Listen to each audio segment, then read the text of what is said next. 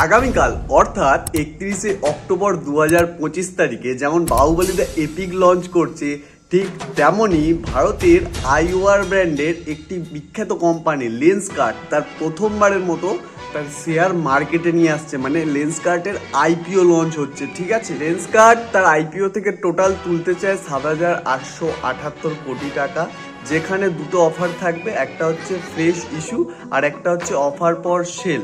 এই দুটো অফার থাকবে। আর বর্তমান দিনে দাঁড়িয়ে লেন্সকার্ট একটা বিখ্যাত কোম্পানি আমাদের ভারতের, যেটা কিনা বাইরের নানা দেশেও ছড়িয়ে পড়েছে, সিঙ্গাপুর, দুবাই, বিভিন্ন দেশে ছড়িয়ে পড়ছে। আর বর্তমান দিনে দাঁড়িয়ে লেন্সকার্টের গ্রাহক সংখ্যা মানে কোটিতে দাঁড়িয়ে গেছে, কোটিতে। তাই যারা ভাবছো যে এই বর্তমান দিনে দাঁড়িয়ে কোনো কোম্পানির আইপিও নিতে চাও, তো তাদের জন্য এটা একটা সুবর্ণ সুযোগ, কারণ লেন্সকার্ট বর্তমানে একটা খুব ভালো কোম্পানি। ঠিক আছে, আর দেখো শেয়ার বাজার মানেই ঝুঁকি, তাই আমি বলবো সব কিছু দেখে শুনে বিবেচনা করে অবশ্যই নিজে ইনভেস্ট করো।